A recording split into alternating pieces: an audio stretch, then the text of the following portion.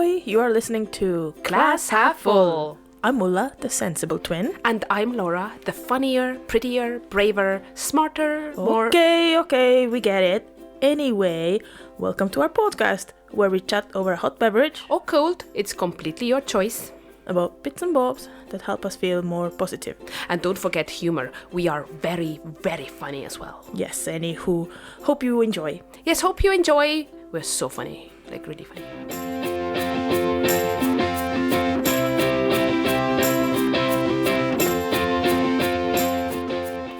Ahoy, everyone! Welcome! It is the month of Christmas. Merry Christmas to everybody. And happy holidays. Single is out in January. Ulla, how are you today? I am pretty good. Thank you very much. How are you? I'm good and pretty. Nice. I'm neither. What are you? What are you drinking? I am drinking a lemonade. Oh, very adventurous. And I am drinking an SX cola from Aldi. I don't know how do I pronounce zg? How do you pronounce when you have Z and X right next to each other? Zx. Yeah, please send us your voicemails. Anyway, without further ado, I want to give a shout out today to our colleague and a friend, Jack from Hello, Smo, Jack. who is actually working as, what do you call it? Music. No, but what's it called when you have when you work in different places and it's like you who freelance. So I want to talk about his project. Yeah, like a say so. company type of thing, Infinite Creation, and a bit about that is it's a collective of artists and creative practitioners based in Aberdeen. We aim to nurture creativity and self-expression in the city and surrounding areas by offering support and resources to individuals facing barriers to the arts. Our main objective is to enhance the overall well-being of the community through artistic expression. To achieve this, Infinite Creation conducts training workshops and provides mentorship to those aspiring to enter the arts industry. We welcome individuals of all ages and backgrounds. The organization primarily focuses on music production, songwriting, poetry, and stagecraft. How cool, huh? Yeah, very cool. However, we have a diverse network of creative professionals from various fields and are willing to tailor workshops to meet the needs and interests of each participant. To learn more and sign up for upcoming workshops, go to their social media, and there is a link in their bio in Instagram.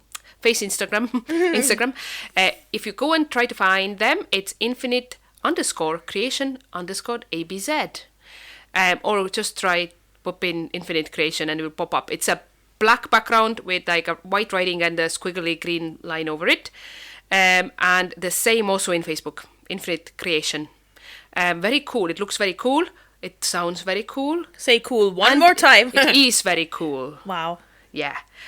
So please, if you are interested, if you are in the area of Aberdeen and Shire, that As they are it in says, the Shire, all ages, or backgrounds, get in touch. I know that they're doing two programs in Peterhead, for example. Okay. There might be some other things as well. So even if you're not in Aberdeen or Shire, go and give them a follow. Their Facebook and Insta don't have much in them yet because it's a fairly new thing, but big things ahead, I'm sure. So very, very exciting. What a lovely concept as well. Yep, definitely. Perfect. Shall we carry on with the rest of the show? Yes.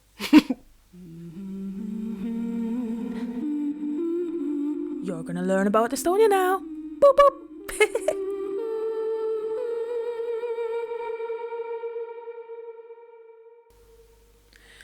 I would like to mention Estonian folk costumes and handicraft this time around. And most of the research is done from the website of estonianworld.com because I don't we've been away from Estonia for a while. I just wanted to check my facts and refresh my own memory. Nice. So I have sorry, there was a little bit of a gap. Perhaps mentioned that different regions in Estonia have their distinct costumes before. And we have also posted at least one picture with us wearing national or like full costumes on a picture with like these long stripy skirts. So full costumes and handicraft, they go hand in hand, and Estonians take great pride in their folk costumes and handicrafts, and it's a tradition which is centuries old, and the reason why they go hand in hand, they're usually handmade, like, you know, hand stitched and sewn, and there's like different patterns, and it's linen and wool and different colors, you know, so they're beautiful and ornate, intricate, but also very itchy. Very itchy. And hot. Yeah. Like, because they're like thick wool skirts. Yeah. So today they're mostly for like festive occasions, you know, or like folk dancing and singing and ensembles and celebrations. Centuries ago, they were more common and included outfits ranging from lesser quality everyday clothes, so like, you know, the jeans and hoodies of today, to more intricate celebratory outfits. So traditional clothing varies by region. There are 4 major groups: Southern Estonia, Northern Estonia, Western Estonia, and the islands. Handicrafts such as knitting, weaving, and embroidery play a significant role in preserving cultural heritage. Items like Muhu slippers, so like in Estonia it's Muhu susid, and hand-knit mittens are not only beautiful but also functional. And national folk costumes are the clothes of our ancestors and carry messages that tell the stories of different like parishes and families from like ancient times throughout generations. And it's like, sorry if I may chime in, is that I have it's like similar to the tartan of Scotland, that they have different, I guess, more families, I guess, rather than areas, but also areas that we have had for different areas. There are different ones, very distinct ones. Yeah. Especially Muhu ones are like the ones that like a lot of people like quite a lot, because it's like really cool and bright yellow. And when you actually go and visit different areas in Estonia and see the, you know, different nice clothing materials, it kind of helps to carry on that tradition and culture, you know, like identity. So buy, like, you know, even like mittens with different, like Christmas time, Christmas market, they sell all these kind of like cool different mittens and things, and like it just helps to spread a little tradition. Remember our ones were like with blue, like I think it was blue and black, but we didn't use them because of where we were growing up. We just kind of used, or I don't know. Yeah, this one wasn't like an official pattern, I think. It was quite cool though. Yeah, almost like Estonian flag colors. Yeah. But yeah, so talking about the actual, like, how they look like, at the most basic, the outfit will include a billowy linen shirt. It is quite billowy. Accompanied by short trousers for men, or a skirt for the ladies, which is usually like stripy. Did you just say short trousers? Yeah. Short trousers. Yeah, I suppose some of them. Some of them have long ones. To me, in front of my mind's eye, is definitely like big black jackets. Yeah, well, that's to come. Sorry. And then after this basic thingy, one would need to accessorize. So first, there's belt. The belts. It's a woven belt to finish the look, and they are also distinct to different areas, like different patterns. It's a whole different thing. Yeah, it's a whole thing. It tells a story.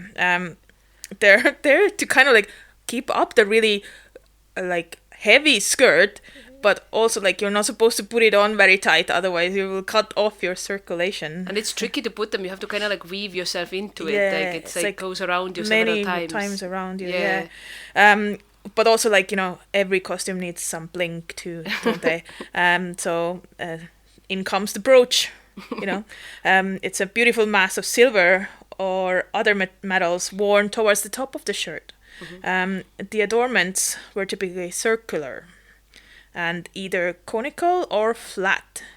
And yeah, they were like different various designs. We had small ones as well. We had itsy-bitsy ones, but we were quite proud of them. In some areas of Estonia, isn't it the case that if you are a married woman or like elderly woman, you would have a big, massive, huge one? Big one, like a plate. Almost like a plate, yeah. And then it kind of showed your affluence as well, I think, the more you had on. Okay, I thought it was like something age, but well, Estonians, if you're listening, then send us in, correct us if we're wrong. And then next comes some headgear. It's typically a black top hat for men or a headscarf or floral headpiece for the ladies. And some married ladies add an apron to their clothes, and also for their hats I think they have like a veil or something to signify that they're married. Yes, tanu is we have a saying, going under the tanu, which is like going under this type of hat is like getting married. Yep. And then some gentlemen add a long coat to the mix. And there's like different colors in different areas. I think like for the coats, for example, in Muhu there's like black coats, and then in some areas there's like grey ones more. And then there's indigo apparently. I can't remember that one. But it's lovely to see like this summer coming up, 2025. There's another big massive song festival. The previous one was before COVID that we have. The only one that we have been able to participate in as the in a choir, and then you can see all different national clothes, and it's for someone who doesn't know much about Estonia or just but you know happens to visit Estonia in the summer. It's so wonderful to see. Probably it's like wow, there's like different colors and patterns, and it's ace. Oh, and one other thing is that usually with the skirts, like, we wear kind of knee-high socks, like white socks, I think. But some areas actually have really like patterned socks as well. That's true. Really nice ones. And then like kind of like leathery shoes, like black leather probably. Yes, bastlad leather shoes, which didn't have much in the soles were quite thin. Yeah. And if you think you have a long day or like dancing, very cool. Well, but that concludes it. Hopefully it painted some kind of a picture, but, you know, if not, feel free to go and search out. Like, it's Estonian national clothes. They are very pretty. That's the best way, Offload. Minute. So this time around, we actually have a joint rant. So what we decided to do is we're going to set the timer for 2 minutes. Minties, and then unleash our inner rage together this time. Be aware. And without further ado, let's just do it. Let's. 3, 2, 1, go. So, just to say quickly before, that was to do with a really cool thing, actually. Really cool. Which in itself wasn't negative. It's the TEDx talk in Aberdeen, which I'm going to talk about in a separate segment in November. What irked us... It's just general public, you know, like they don't know how to behave in places where, for example, there was a recording going on. So everyone was warned to be a bit more like vigilant or like and like mindful of other people. But no. Yeah. There were doors going. Well, that I don't know if that was the people. What annoyed me is that you know that the person is on stage delivering their TEDx talk, and then they were giving us a little goodie bag, like, and one lady in front of us was just clicking with the pen, kind of like I think she might have had ADHD, which is in itself obviously understandable, not a problem. But can you not hear your pen in this quiet like area? You still have some self-awareness, exactly. Or people like coughing and sneezing and like you can hold it in, like suffocate. That's somebody's biggest moment of their life, like freaking suffocate. If you know yourself and you know you can't handle it, maybe step outside for a bit, or I don't know, like, I don't know, or maybe don't come to that kind of event where that's being recorded. Like, so many people were like doing all sorts of noises, and it's like, are you kidding me? Like right behind us, there was someone who was like just sighing in the quietest bits. Like, what's your game? What like, is your problem? Like 20 seconds, but literally so irksome, because we were like literally still, like we're zombies. Well, no, zombies are not still, like we were dead.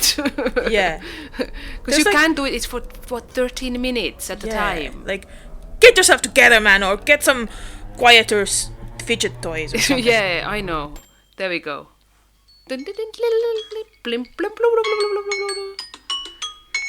We properly just went for it. We did, because it's honestly like, I feel like it's so rude, it's selfish. You can last 30 minutes without fidgeting. Are you a toddler? No. Then can you be quiet? Because it's TEDx talk video. And it's recorded. It's not like a usual event. Like, you could hear the pin drop. Exactly. And it's like, they can probably edit a lot of the background noise out, but they specifically so nicely asked everybody to like be mindful of that. And it's just crazy to me when the next break would be and stuff. So. Exactly. And Dolce. Case in point, Dolce. Literally, this is recorded, and you just had to take the squeeziest toy. I mean, seriously, what gives? Yeah, what gives? Question of the month. What is it? I don't know yet. Tell me, what is it? I don't know yet, but shall we find out? Okay. Our question of the month. What is it, Laura?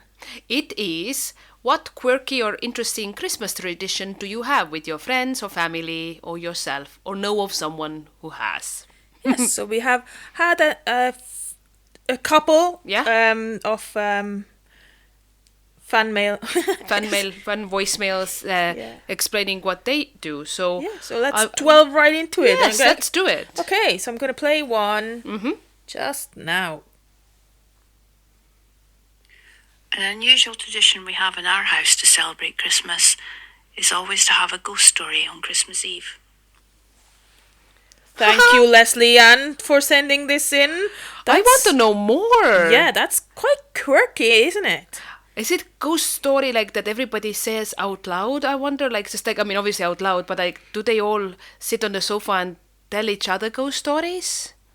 Or someone reads out maybe a ghost story and the others are listening? Interesting. Quite cozy. Intriguing, very intriguing. Yeah. That actually reminded me that somebody recently, told us that they have a family tradition where they, on Christmas Eve, go to Panto.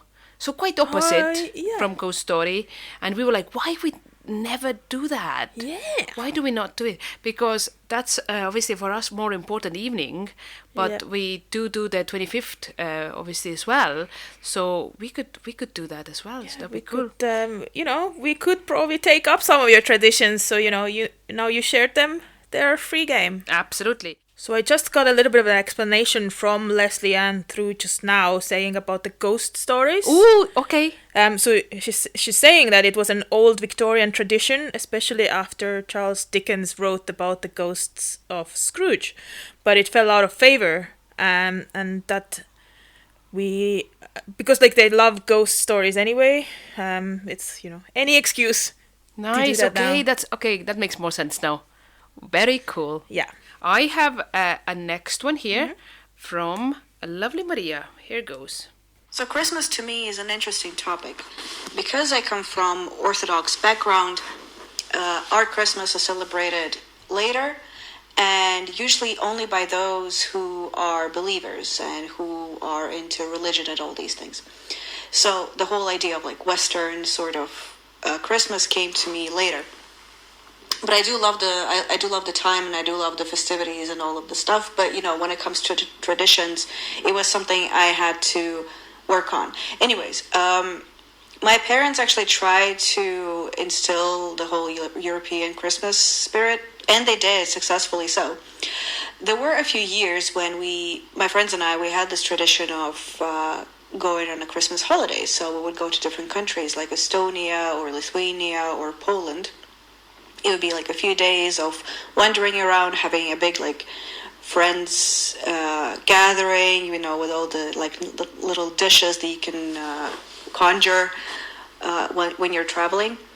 Then at some point, I found myself celebrating Christmas alone, and that was fine. Actually, it was a really great Christmas that time, and I didn't know what to do for it though, so I decided that I'd make nachos and some, you know, homemade mulled wine. To be honest, the pairing was impeccable, and I really suggest you try this. Somehow the nachos really go together with mulled wine. Another thing is that I'm pretty sure Laura and Ola would know, maybe they have it too in their country, there would be marathons of Home Alone and Harry Potter on the TV, so that's usually also a big part of the whole Christmas celebration thing. And a lot of Kinder chocolate, yeah, and a bunch of Kinder eggs and all those things. So mild, non-shocking Christmas traditions. I really want the nachos. Oh, I want nachos now. Yeah, that's a cool thing to have, like something completely different. Yep. And also, but I must say, I don't think we have Home Alone reruns on Christmas, or do we? I don't actually remember. We've been away for a while. Yeah, I don't know. Maybe we do, and Harry Potter. If we do, that's pretty cool. Harry Potter is very Christmassy, like, you know, like. Yeah. Da, da, da, da, da, yeah, somehow yeah. very Christmassy. That yeah. And but mulled wine or glögg. Yeah, mulled wine and nachos though. Yeah. Oh, we need to try it. Yes, yeah. Thank you for that, Maria. Thank you, Maria. Right, you have another one lined up there? I do. Here goes. An unusual Christmas tradition that my family had was, instead of putting milk and cookies out for Santa, we would put a dram of whiskey out with any other biscuit that we had in our house at the time. So this was my partner Tiernan. I've heard the whiskey bit before. I think I've heard something as yeah, well. Is that like a Scottish tradition? Maybe. I wonder. Yeah. Paul is nodding his head. So yeah, for our Scottish listeners, you probably have that as well. Scottish. But you know, non-Scottish, yeah. Other drinks are available. Yeah. Very cool. He also said that his sisters used to watch Polar Express every Christmas. Oh. But he didn't take part in that. You know, I wasn't interested. No, wasn't interested. But yeah, that's something I haven't actually watched yet. Yeah. It like the graphics seem like odd to me, so I'm not really like it's not very warm or like I don't know. I know exactly what you mean. It's creepy. I don't like it. But yeah, like interested in the story though, but yeah. Interesting, yeah. So yeah. I wanna just say also what we do on Christmas. Obviously not on Christmas Day, because that for us, if we were in Estonia, is just like you guys' Boxing Day. We would just chill in our loungers and just eat leftovers. But we would, on the 24th in the evening, we always in our family went to the Christmas sermon. Yes. And then trekked all the way back home and the opened presents. Yes. Well, a lot of Estonians do. So, last but not least, we also have... I was going to say that. Exactly. Yes, last but not least, is from at Brains and Picked Pod, gals, Zoe and Rose, who we had a pleasure of being guests to their next episode. Oopsie, I don't know if we were meant to say that, but please tune into Brains Unpicked podcast. Yeah, their new episode is coming out just before Christmas. Yeah, so very soon. Yeah. And yeah, so here goes their one. I don't think we have any weird traditions. We do start drinking from like 10 a.m. Okay, so that... we do crack a drink open pretty early, just for funsies. What do you drink? We tend to. I normally have a wee cocktail can in the morning, so we might have a wee mimosa. Nice. Do you know what I mean? We crack out the drink fairly early. Start as you mean to go on. Yeah. Yes. We're kind of the same. Like we'll have like, is it Bucks Fizz? I don't know. Yeah. It's like a mimosa. Yeah, something like that. Quite early. I don't really have Christmas traditions.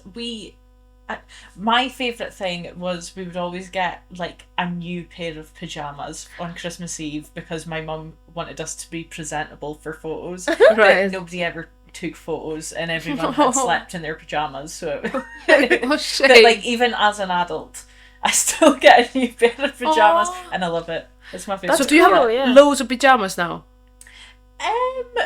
Not loads of pajamas. No. Huh? Do you like? Well, probably, maybe.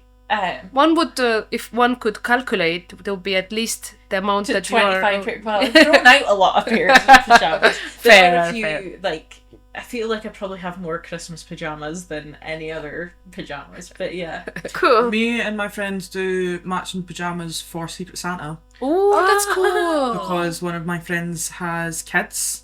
So the first Christmas that we spent for Secret Santa and he was there, we all got matching pajamas, so we get matching pajamas with the kids and stuff. That's nice. That's really cute. Yeah, so I So think you that's get quite new cute. matching pajamas every year. Yeah, so I think this is the third year that we've done matching pajamas. Second year, I don't know. Normally, I think we were like, oh, Christmas jumper and leggings, and then I think we've got gonk pajamas this year. I don't know. I just hand over the money. Yeah. I just hand over the money. Gonk. And, like It's the the little elf. gnomes, With the nose, like no face. big hats, Yeah. nose, and the beard. Oh, so I didn't know that it had a special name. Yeah, they're called Oh, gonk. cool. Yeah. I think that we've got gonk themed pajamas this year. I just hand over the money. Yeah. Yeah. And I collect my pajamas on the day of Secret Santa. I Yeah. put them on, and that's pretty much it. But yeah, so we all do a wee matching pajamas. I don't know if that's a weird tradition. No, I suppose But it's a I mean, it's quaint a one. We Yeah. do anything particular. Quite We original. just play a bunch of games and get drunk. Do you watch a certain thing on TV? Not really. Like even like on the run up, do you have to have a? I always like to make sure I've watched The Grinch. Okay. I love to watch Nativity in the run up. Yeah. Love Arthur Christmas. I don't know. I need to don't watch think that. We don't watch anything specific on Christmas Day, but we normally watch a Christmas film. Yeah. Um, Do you watch like what's on TV, like the TV programs like Mrs. Brown's Boys and Oh, stuff? Outnumbered are doing a Christmas special this year. are they? So are Gavin and Stacey, I think. Maybe Outnumbered aren't doing it. I think Outnumbered are doing a special this year. Possibly. Or they've already done it and I've forgotten, but they're definitely... I saw them in Children in Need, so they're doing something. I think it's a Christmas special. And Doctor Who is there? Yes, that's And it. there's always a Doctor Who one. Yeah. Well, Zoe, you mentioned about like Boxing Day, like leftover food. That's actually. That's a. Can you describe that again? So. Yeah, so we have our Christmas leftovers, and I don't think all of us do it, but me and my dad definitely do it. We make a Boxing Day toasty, and it's just all the leftovers. So you try and cram as much leftovers as you can into the bread, obviously, because it's not toasted yet.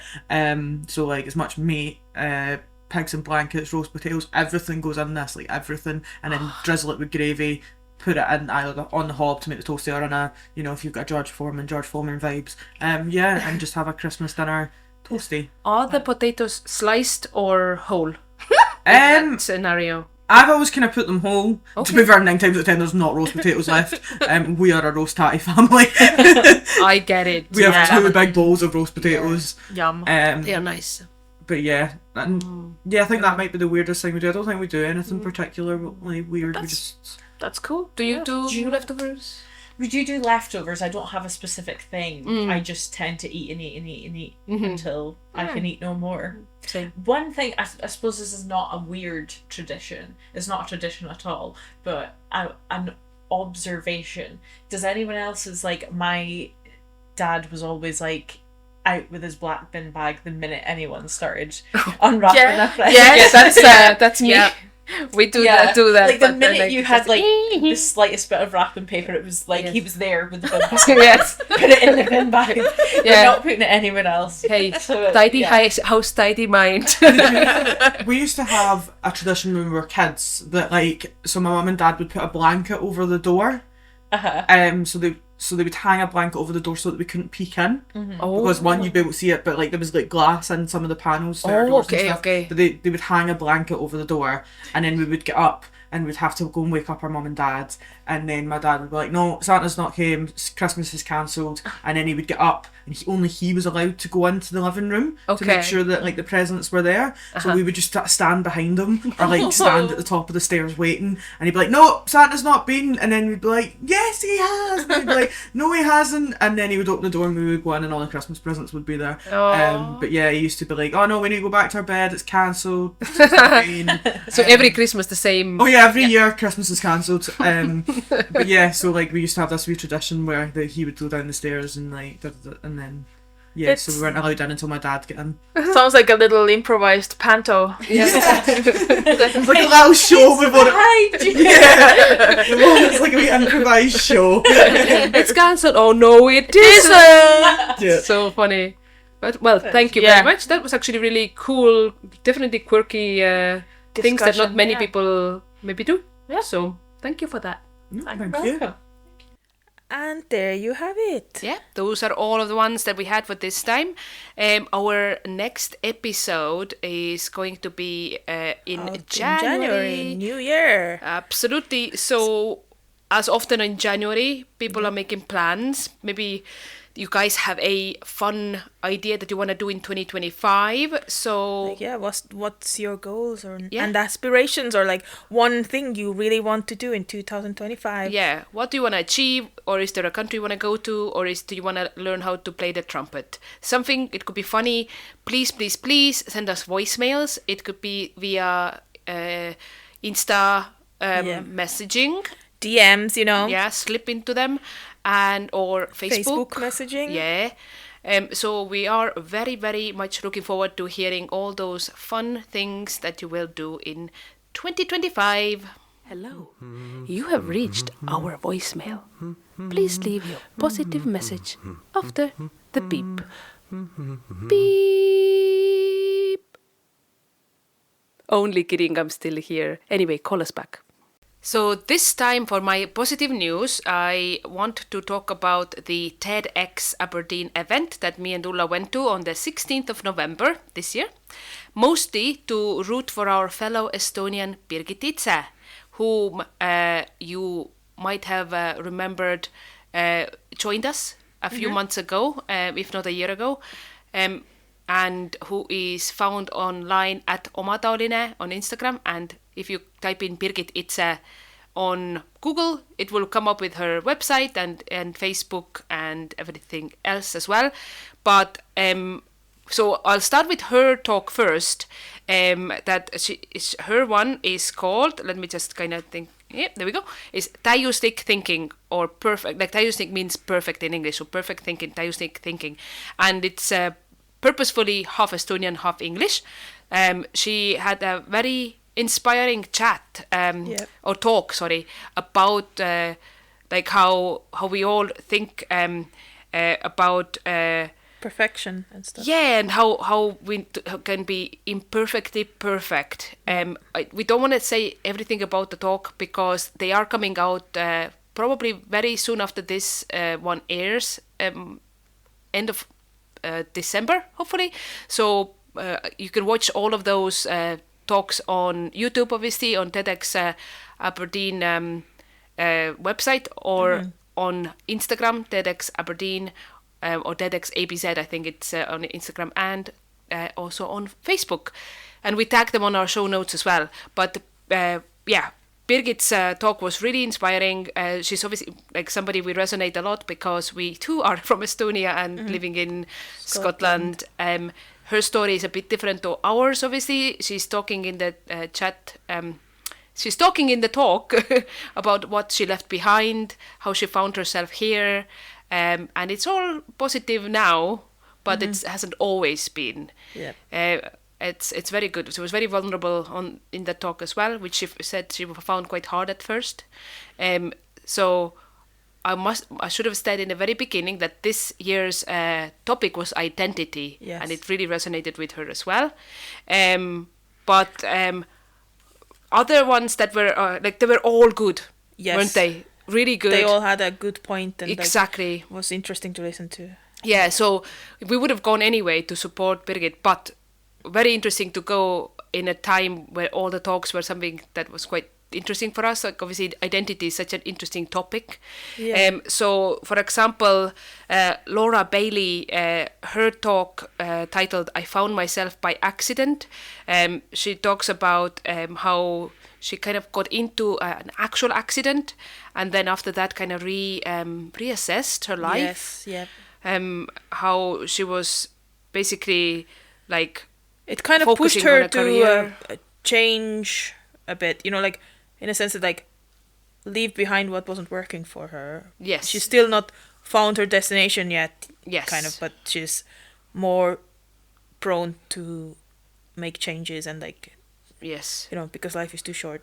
And then Chloe Watson, she talked about Confessions of a Fast Fashion Addict. Again, I'm so conflicted about that. Like, in the sense that, like, fast fashion is not good, obviously. She's good. Trying to do better choices. She was addicted almost to fast fashion herself. It was very interesting in a completely different way, what we identify with as well. So, and also quite a humorous one as well. Yeah. And that, like, she's started to appreciate her clothes more now that she doesn't use the fast fashion. And you don't need as many of them as well. Then Steve Beatty talked about My Secret War. So he has been obviously through a lot as well, journey through childhood poverty, then in the battlefield, so he was like obviously PTSD, in the army, and how after the army was when it was actually, he said, his hardest year, or was it even more, and how he's saying how, like, by embracing our vulnerabilities we can unlock our true potential. And so because he ended up joining like a men's club type of thing, didn't he? Yes, exactly. And now he's an international speaker and author, and really, really good. It was also so good to see, like, I think we saw him in the toilet queue, and we were like, we really enjoyed the talk and stuff. So it was quite, because it's quite an intimate venue. It was like in the music hall in Aberdeen, and you can't help but see the people. Obviously we saw Birgit as well. It was quite very interesting. Then we saw Dr. Jennifer Riley with her talk Grave Matters, Death and Identity. That was really, really, like, it's different, wasn't it? Interesting, and like with a twist. Yeah, with a twist. She had a coffin on stage. I don't want to say too much about what's, but she kind of talked about the scientific way of like what throughout the ages people have put into a grave with your loved one to take them, to make their life after death more comfortable. And they were also different. So and that's she was like dwelling on things that like what she would maybe want to be in hers as well. And also her mother. So another really, really interesting one. Never thought about it before, like very interesting. Yeah, interesting. Then we had 3 amazingly intelligent students of Aberdeen. So well articulate, like, oh my goodness. They had the TED Ed Aberdeen talk about the origins of identity. So that was Angel George, Ayan Ali Khan, and Mirabel Obiekezi. And started out with one of them talking, and then someone else came in with the opposing idea, or like from a different angle, and then a third one came in and like tried to kind of discuss what makes the identity, or like is it medicine, and they were all like secondary school students. I think one of them had by the time already graduated, but they were put together from 3 different talks that they then did, and I think that's so amazing. So well done. I was like in awe of them as well. They look so natural on the stage. They look so natural. Like, well done for them. So good. Then we had also Sarah Malone, whose talk was titled "Oops, I Crashed Again," and it was very eye-opening. Yeah. So what she talked about is the premenstrual dysphoric dysfunction, so PMDD, which is very little known. Again, women's health of the knees. What a surprise! Yep. Yeah. And she started it. It was almost like a theater piece. Like at first, like as if you thought it was a car crash. Yeah. But it's like, nope. That's like every month, goes through this horrible kind of physical effects and stuff. Like and like trying to pick herself up again and like trying to manage it. Exactly. Absolutely amazing.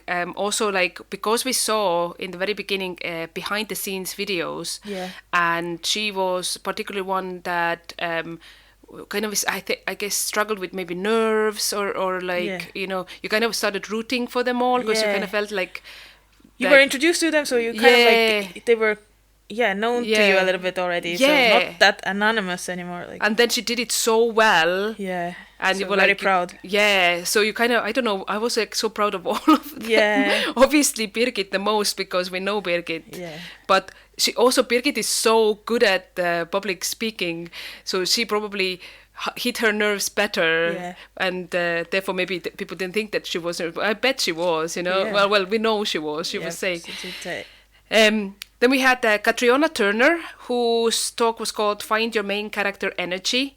And it was very interesting take on basically somebody who doesn't want to be just a wife of someone who is like abroad. Established. Or, like, so she was used to be like the wife, you know, because the husband job took them to like France, Uganda, Congo, Denmark.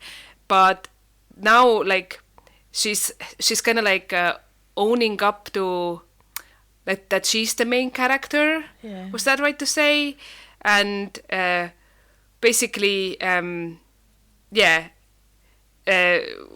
from how she lost her identity to how she found and took control of it was like, I'm probably not giving a best overview here, but it was very interesting take on like, no, like I'm not just like a woman. Like, I think it was a conversation she had with someone else, like an expat or something. Yeah. So what does your husband do? And it was like, I'm my own person. Yeah, it's like, ridiculous how people think that. So definitely, again, another one to look out for on YouTube. We had Martin Hicken, whose one was called Beyond the Rabbit Hole.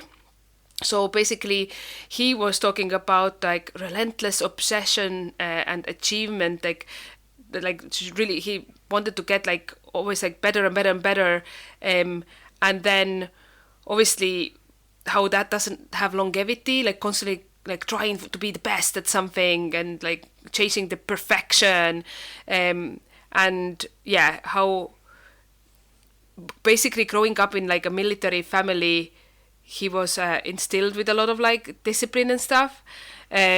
So yeah, basically, also did he say about struggle as well? Some kind of yes, they all had some sort of struggle there as well. I don't want to give too much away. Yeah. But his one was a lot about like like the title says, Beyond the Rabbit Hole. Like, how can you get out of that frame of mind? Mm-hmm.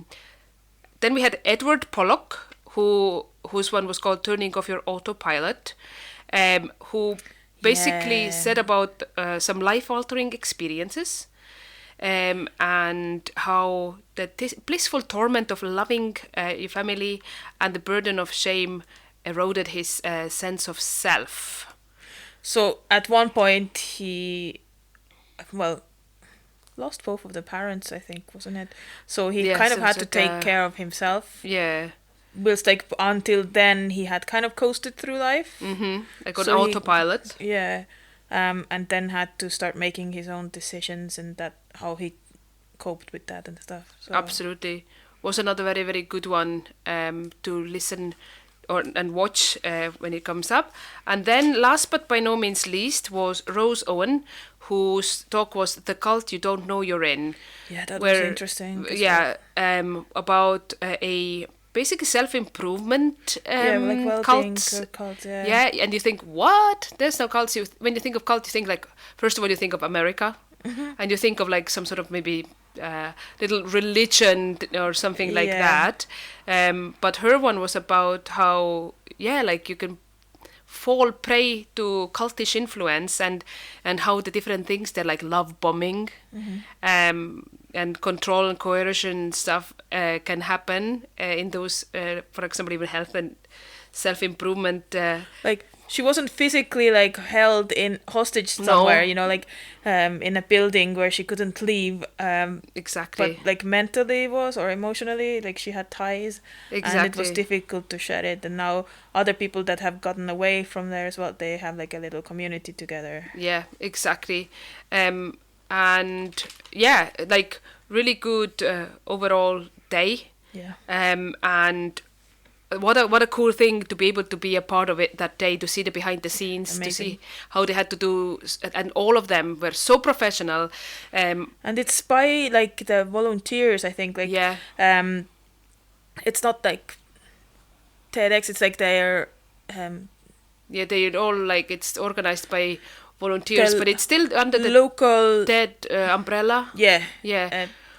But it was they were so good because also like when they had to reshoot a scene, like because obviously because of their film like recording, there were some malfunctioning. They took it up so quickly from that like halfway through a sentence, just like that. So I was so impressed, and they didn't seem phased that they had to do that at all. I would be probably flapping a lot. So really, really fun thing to do, and to see how many people there were. All of those people's one of the dream come true. Around 10 or something? I don't know. So amazing. Fun fact, they had to have their speeches like at first we thought it was like 14 minutes or 13 minutes or something. Yeah. But they had to time it and time it and time it again, and it was a big achievement if they were like spot on, Yes. And there were some videos as well being shown on the same kind of topic from previous TED. Yeah, was it TED Talks or TEDx Talks? Yeah, but we won't go into them because you can all watch them in YouTube. Yes. And as well as these new ones coming out, so please keep your eyes peeled for TEDx Aberdeen. Books and music, join us for it if you choose it. Books and music, one more time. Books and music, So this time again... Books and music time! Yes. I, Laura, will talk about a book, and Ulla will talk about music. Yes, indeed. So since it's called Books and Music, I will start first. Yeah. So what I will want to talk to you briefly about is a book I read, which is one of the Bibles if you want to start writing or are an aspiring writer, which is, of course, On Writing by Stephen King. Wow. Yes, I did. So I'm just going to tell you a couple of tips that I learned from there. So you, our listener,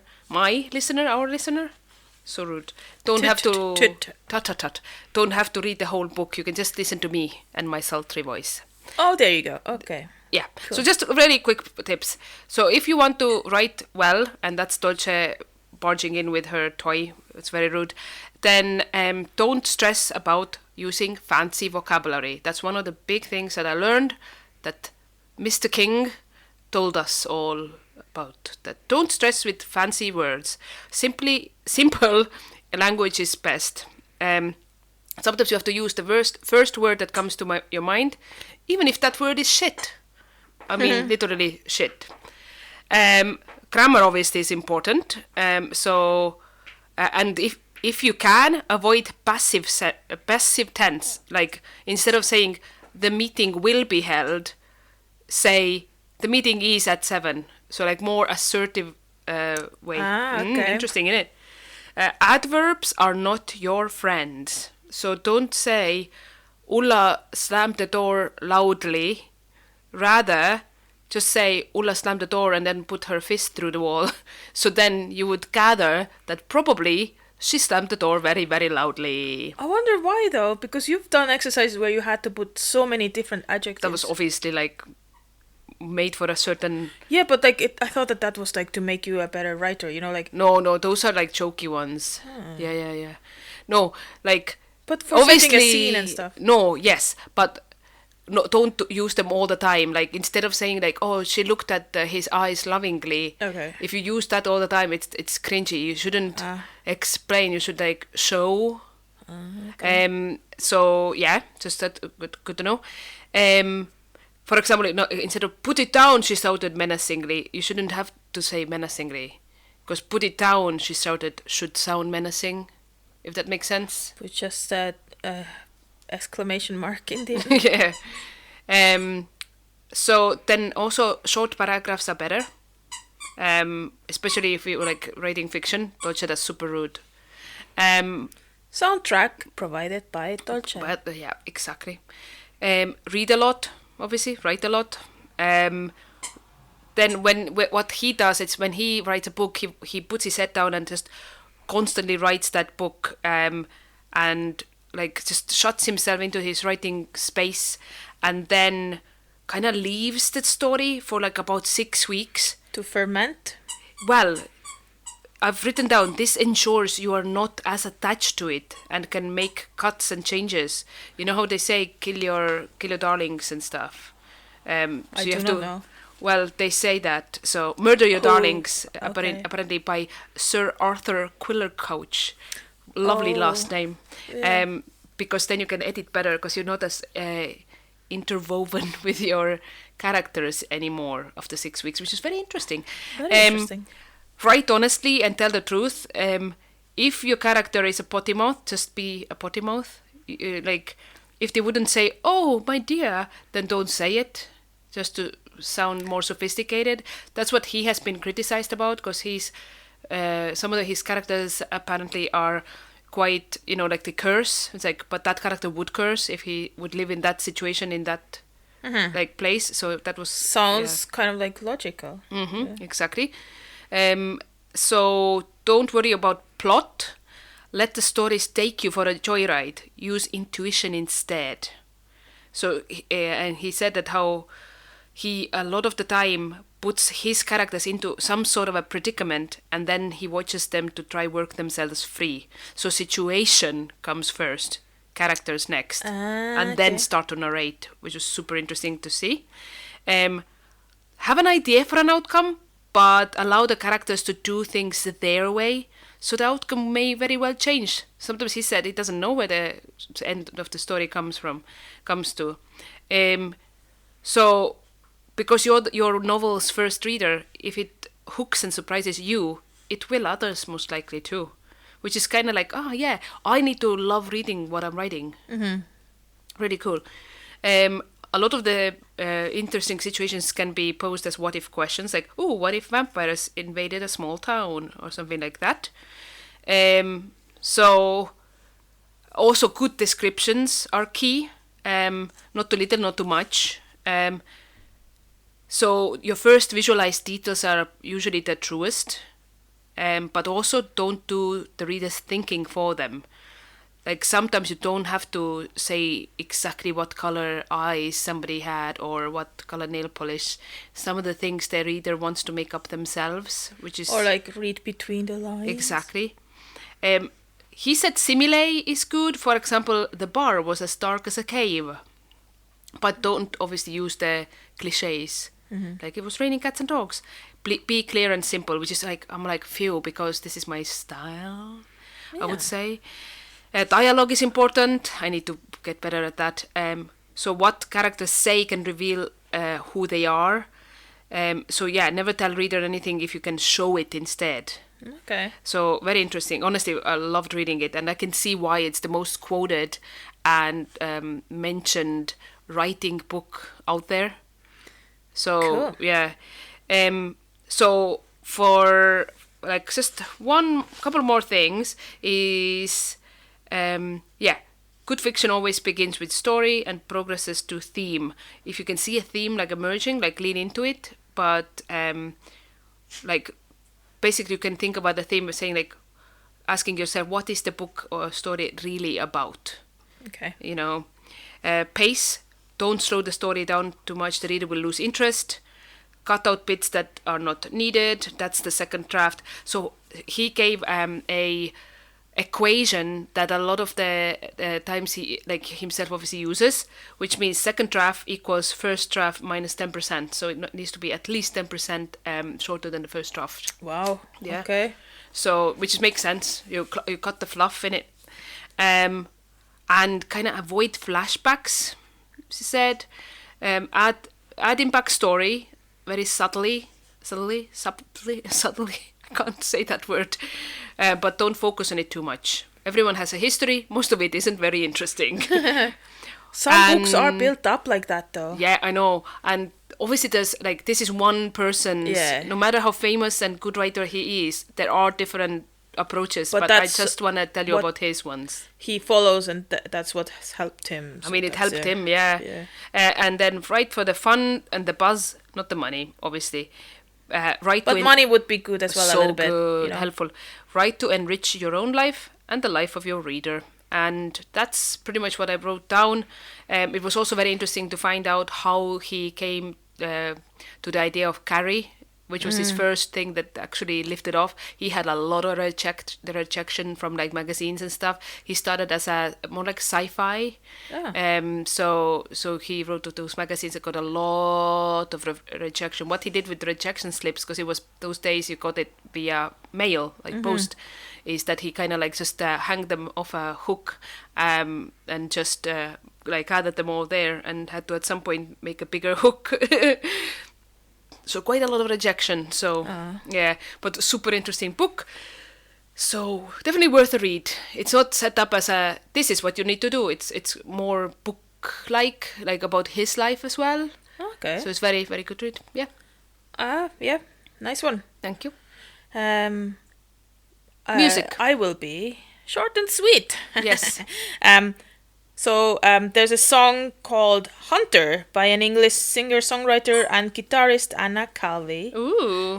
So Dolce seriously is such a main character energy right now herself. Yeah, Dolce. Dolce, can you please? Please let me.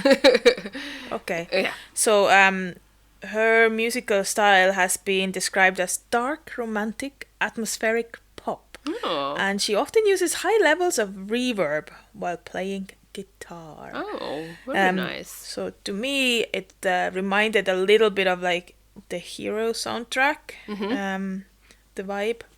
Okay. And yeah, that's it. Perfect. I can't wait to listen to it. I've not heard of it. Add it to our Spotify list. Yeah, guys, that's a good note to say that we do have a Spotify playlist. So if you go and search for Klaas Full, it will come up also on Spotify. Yeah, so you can be influenced by our music taste. Yeah, exactly. Which is very eclectic. Very eclectic, absolutely. Sorry. Sorry, not sorry. Yeah. Meow. Ulla's fun facts about animals. Tell me a little about what's Dolce been up to. Okay, so recent 2 weeks we have been dog sitting Paul's mom's dog because she's been poorly. So very glad that she's better. So what Dolce has done is obviously he is sick and tired of an uninvited house guest who overstayed his welcome, because Dolce is very, chill, particular and chill, and little Merc, little Yorkie, isn't. So he's a bit more full on, and obviously because we can't keep one of them downstairs and one upstairs, so they both sleep on the bed. So what happened at least once, probably more, was that Dolce was sleeping with the legs towards us as usual, and Merc was up more towards where our shoulders are, I guess. Little tiny Yorkie. Danger zone. And Dolce, probably fully aware of what she was doing, like just wagged her tail, but not in a friendly way, in a oops, is that getting right into your face, Merc? Do beg me a pardon. And Merc was like, what's up? Why is it? It's in my face. Like, yes, literally, like slap. So that's what I wanted to say about Dolce. Oh, yeah. Thank you for that mental image. Yep. It's brightened up today. Right, well, this time around, I am actually going to give a few facts, like as it is like, fun facts about animals. So fun. I'm just going to shoot them out. Do it. So, these are some facts from like the treehugger.com website. If you want to go and have a look up for more, if you like these. So, octopuses have 3 hearts. One pumps blood around the body, while the other 2 pump it into the gills. And that blood is blue. Oh, yeah. Thanks to its high copper levels. Copper. Yeah. Okay. A sea lion is the first non-human mammal with the proven ability to keep a beat. Scientists trained a female sea lion named Ronan to do it, and she then showed that she could transfer that skill to a song with a different beat. Was it Ronan Keating's roller coaster? So she could transfer it to a different song that she hadn't listened to it yet. So she was able to keep the beat. So yeah. Ace, that's cool. So next one is just like a fact. You guys need to go and research it a bit more for yourself if you have questions. But a type of in quotes in quotation mark sorry, immortal jellyfish can cheat death indefinitely. What? Yeah. What do you mean? How? I don't know the ins and outs. You don't do any work for this. Okay. Yeah. Okay. I think it's able to like regenerate its parts or something. Oh, okay. I'll need to look that up. Yeah, you should have maybe before right now. No, I'm just all about that fun fact. Okay, you know? Okay. Wild dolphins call each other by name. They let out a unique whistle to identify each other and will respond if they hear their call played back. Oh. It's like, hey, yo! Yeah. Yo! Tony! Tony! Exactly. Good one. And last one that I also don't know more about, but I just thought it was fun to just put it out there. Yeah. Elephants have a specific alarm call that means human. Oh, really? So yeah. They're like, oh, hide. So yeah. Hide. It's human. Fair enough. Yeah. Very fun, very cool. Dodge's literally chosen this one time of this whole day to play with her toy, and she'll be sleeping the moment we stop recording. Yeah.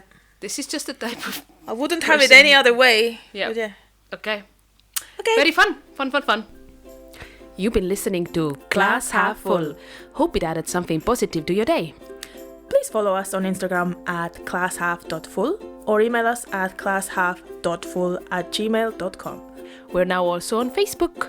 We've been the Klaas twins, and we will be back again next month with more positive vibes. Namaste. No, namaste in bed. Oh. Oh well.